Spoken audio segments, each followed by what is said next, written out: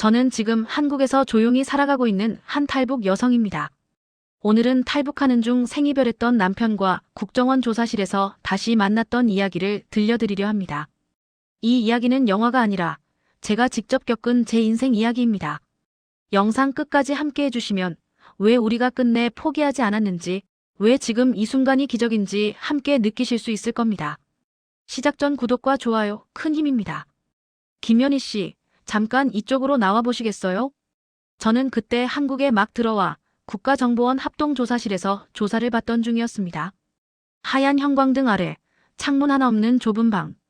북한에서라면 보위부정보보안기관의 신문실을 떠올리게 할 만큼 긴장되는 공간이었습니다. 그날도 조사관은 제게 북한에서 살던 동네, 직장, 가족관계, 탈북 경로까지 하나하나 확인하고 있었습니다. 그때였습니다. 옆방 쪽에서 문이 열리는 소리가 들리더니 조사관 한 사람이 제게 조용히 말했습니다. 연희 씨, 혹시 이분을 아십니까? 문이 살짝 열리며 한 남자가 조사실 복도를 따라 걸어 들어왔습니다. 마른 체구에 예전보다 훨씬 수척해진 얼굴. 하지만 저는 그 사람의 걸음걸이, 어깨 모양만 보고도 알아볼 수 있었습니다. 여보. 제 입에서 저도 모르게 그 단어가 새어나왔습니다. 그 사람도 저를 보는 순간 그대로 멈춰 서더니 떨리는 목소리로 말했습니다. 연희야 살아있었구나. 탈북하던 그날 밤 두만강 물살 속에서 손을 놓쳐버린 남편. 죽은 줄만 알았던 그 사람이 몇 년 뒤 한국의 국정원 조사실 문을 열고 제 앞에 서 있었습니다. 오늘 제가 들려드릴 이야기는 바로 그 기적 같은 재회까지의 여정입니다. 당시 북한에서는 어떤 일들이 있었는지, 어떻게 우리 가족이 헤어지게 되었는지, 그리고 어떻게 다시 만나게 되었는지 끝까지 들어주시고 혹시 이 이야기가 누군가에게 작은 용기와 희망이 된다면 좋겠습니다. 저는 함경북도 회령에서 태어나 자랐습니다. 국경을 사이에 두고 중국이 바로 보이는 바람이 유난히 매서운 도시였습니다. 사람들은 국경 도시라 장사 기회가 많다면서도 동시에 보이부 눈도 많다고 속삭였습니다. 저는 평범한 여성 노동자였고 남편은 국경 근처 무역 관련 일을 하던 일꾼이었습니다. 당시 북한에서는 고난의 행군 이후에도 생활이 나아질 기미가 없었습니다. 장마당이 생기면서 사람들은 각자 살 길을 찾아 나섰지만 그만큼 통제와 단속도 강해졌습니다. 우리 부부의 하루는 늘 비슷했습니다. 새벽녘 아직 해가 뜨기도 전에 남편은 작은 배낭을 메고 집을 나섰습니다. 오늘도 조심해요. 너무 눈에 띄지 말고. 제가 말하면 남편은 낮게 웃어 보였습니다. 알겠소. 우리 딸 대학 보내려면 오늘도 달려야지. 겉으로는 농담처럼 말했지만 저는 알고 있었습니다. 남편이 하는 무역이라는 일이 사실은 국경을 사이에 두고 이루어지는 위험한 장사라는 것을. 조금만 잘못 걸리면 밀수꾼으로 찍혀 끌려갈 수 있는 자리였습니다. 우리는 딸 하나를 키우고 있었습니다. 학교에서 돌아온 딸은 늘 묻곤 했습니다. 엄마, 언제쯤 우리도 텔레비전에서 나오는 집처럼 살 수 있을까? 북한 선전방송에 나오는 행복한 가정들 말이었습니다. 저는 웃으며 대답했습니다. 우리 아버지가 열심히 뛰고 있으니까 좀만 기다려보자. 하지만 현실은 더 어려워져 갔습니다. 배급은 끊어진 지 오래였고 전기 또한 하루에 몇 시간도 제대로 들어오지 않았습니다. 집안에 있는 라디오에서는 매일같이 제국주의 봉쇄 속에서도 우리는 승리하고 있다고 떠들었지만 그 말이 우리 밥상에 밥 한 숟가락 더 얹어주지는 않았습니다. 어느 날 남편이 평소보다 더 늦게 들어왔습니다. 얼굴에는 피곤함과 함께 어딘가 심각한 표정이 떠 있었습니다. 왜 그래요? 무슨 일 있어요? 제가 묻자 남편은 잠시 주위를 살피고 작은 소리로 말했습니다. 요즘 탈북자들 때문에 국경이 더 조여지고 있어. 중앙에서 내려온 사람이 우리 일하는 쪽도 하나하나 조사하고 다닌다는구만. 그 말을 듣는 순간 저는 심장이 내려앉는 듯 했습니다. 남편의 일은 단지 장사가 아니라 언제든 체제의 희생양이 될 수 있는 자리에 서 있다는 뜻이었습니다. 그날 밤 딸이 잠든 뒤 우리는 속삭이듯 이야기를 나눴습니다. 여보, 우리 이렇게 계속 버틸 수 있을까? 조금만 더 버텨보. 그래도 우리 딸 혼자 남겨두고 어디 가지는 말아야지 않겠소.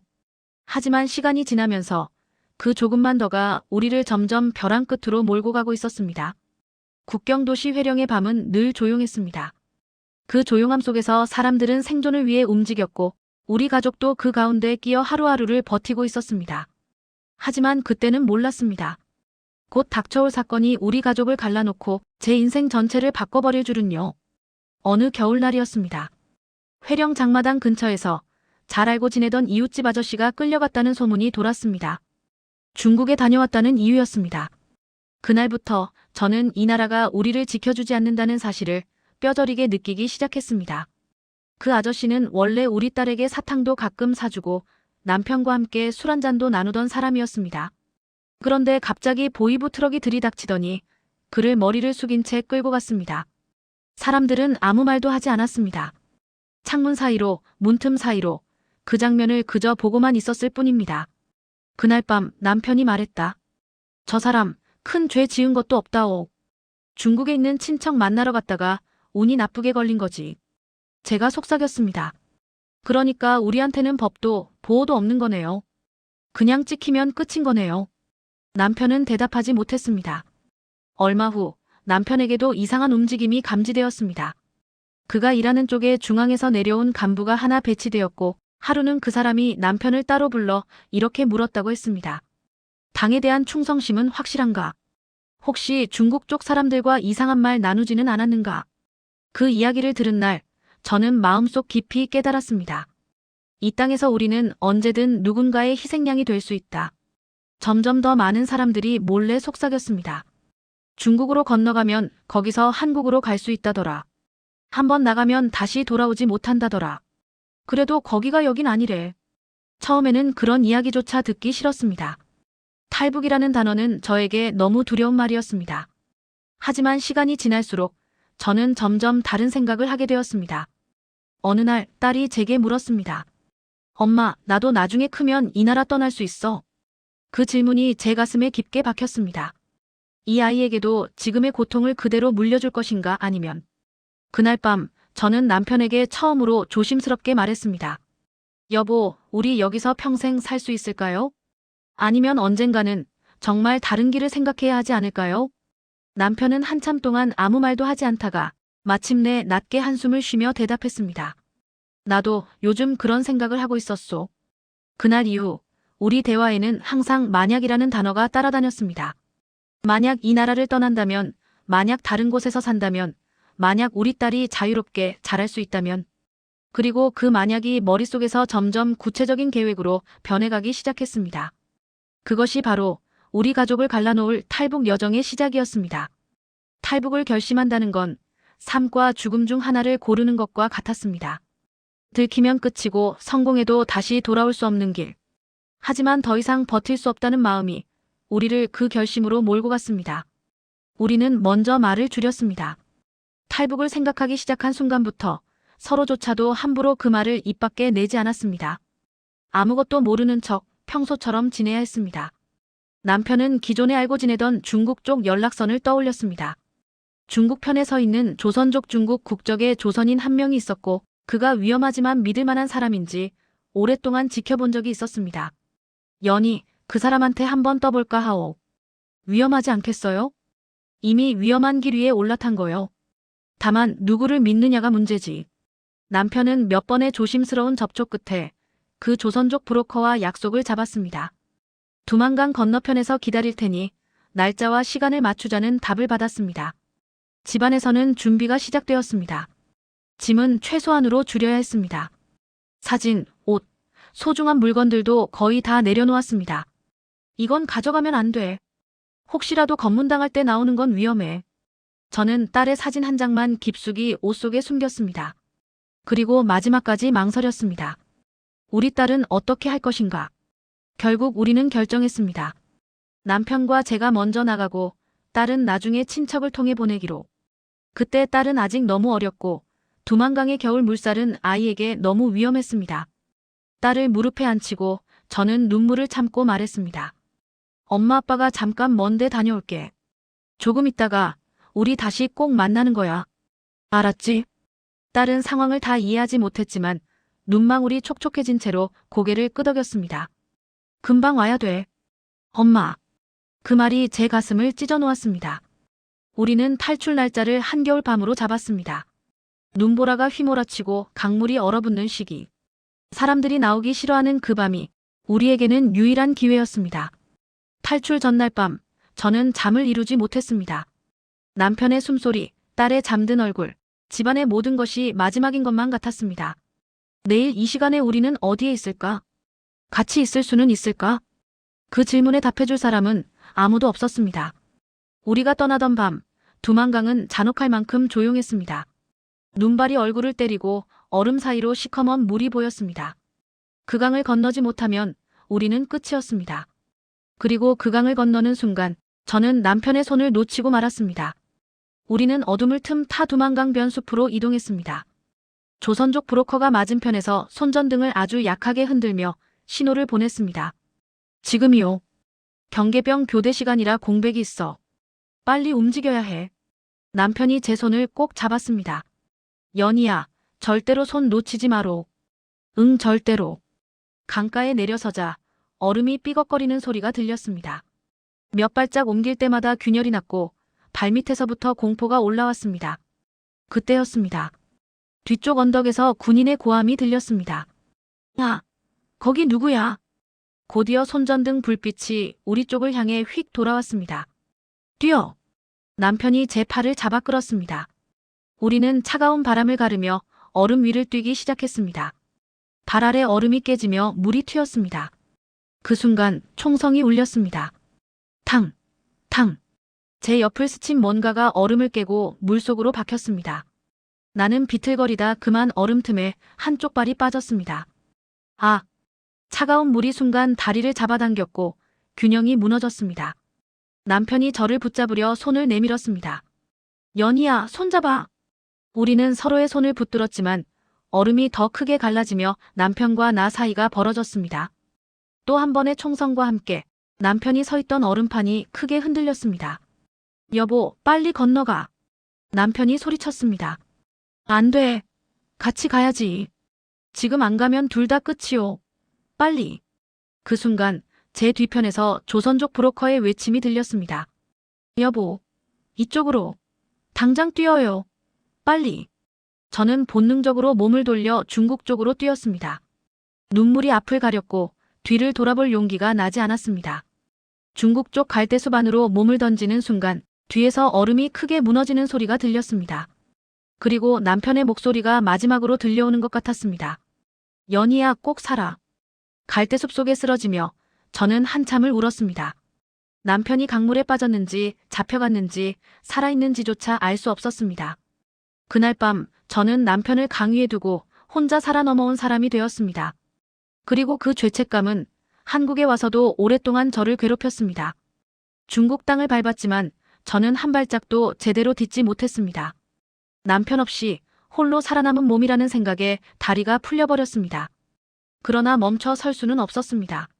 잡히면 북한으로 강제 송환, 그 다음은 상상하기도 싫었습니다. 조선족 브로커는 제 팔을 거칠게 끌어올렸습니다. 정신 차려요. 여기 멍하니 있다가 같이 잡혀가고 싶소. 그 말에 저는 겨우 몸을 일으켰습니다. 하지만 마음은 이미 무너져 있었습니다. 남편이 없는 두만강, 그 강을 건넌 제 발은 아직도 얼음 위에 서 있는 것 같았습니다. 우리는 산길을 돌아 작은 농가 창고에 몸을 숨겼습니다. 밤마다 저는 남편을 떠올렸습니다. 혹시 살아서 어딘가에 숨었을까? 아니면 강물 속으로.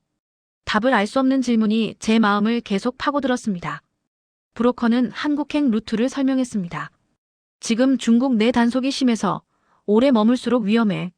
남쪽으로 더 깊이 내려가야 하오. 그리고 나중에 태국 쪽으로 넘어가야 하오.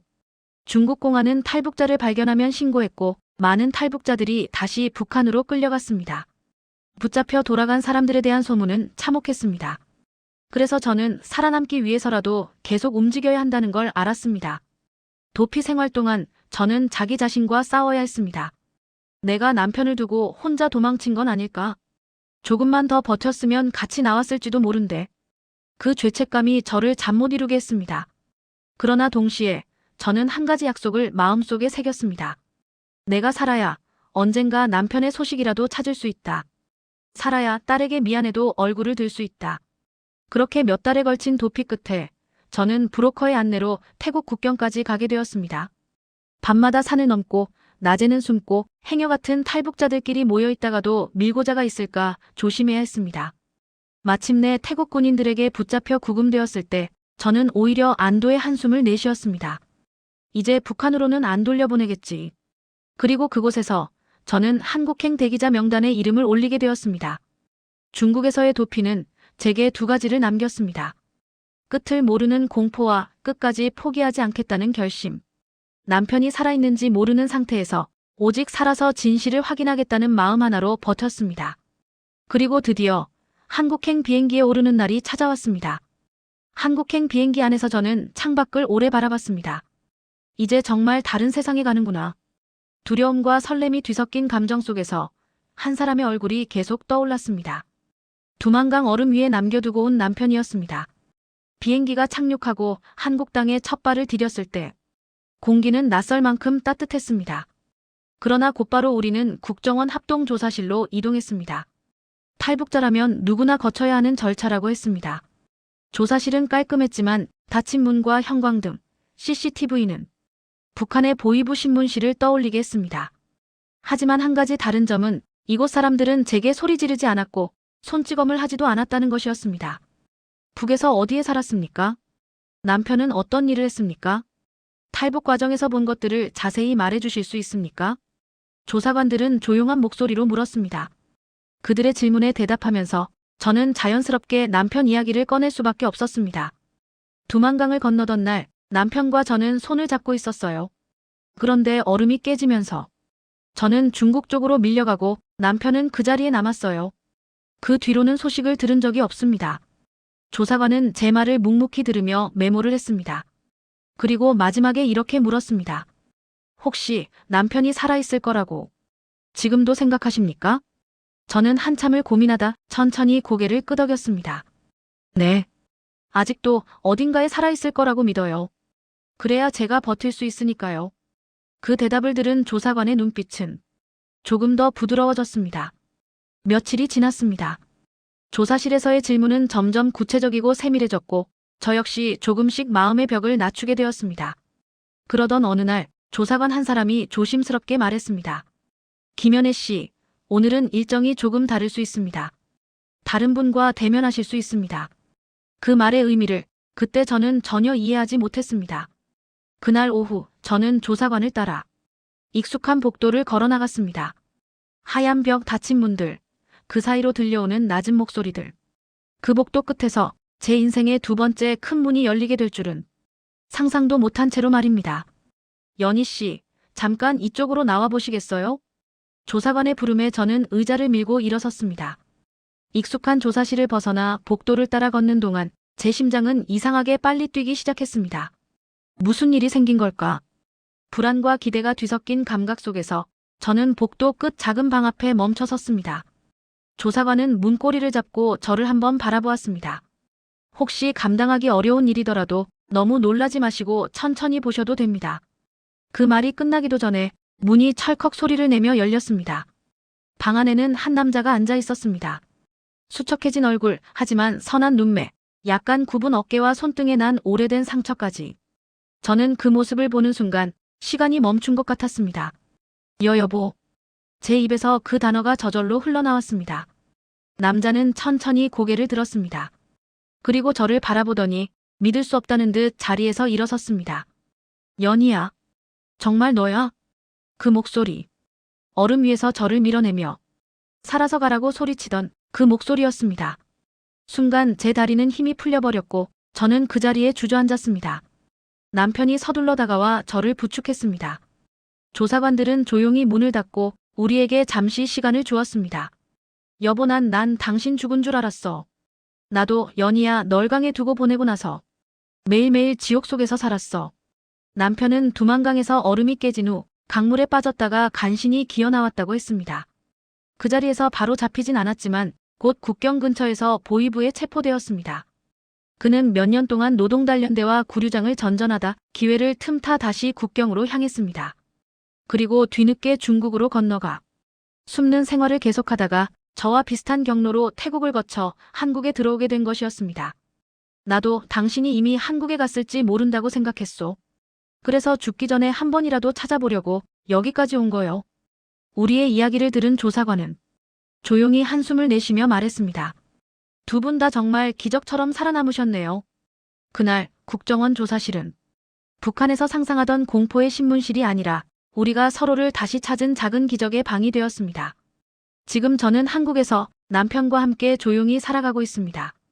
여전히 쉽지 않은 날도 많지만 적어도 누가 우리를 잡으러 문을 두드릴까 두려워하며 잠 못 이루는 밤은 없습니다. 이 이야기를 듣고 계신 여러분께 마지막으로 드리고 싶은 말이 있습니다. 우리가 포기하지 않았기에 언젠가 만날 수 있었습니다. 혹시 지금 인생이 너무 어둡게 느껴지신다면 두만강 얼음 위에서 서로의 손을 놓쳤던 우리 부부를 한번 떠올려 주셨으면 합니다. 그리고 이 이야기가 누군가에겐 오늘 버틸 수 있는 작은 힘이 되기를 바랍니다. 구독과 좋아요, 알람 설정 감사합니다.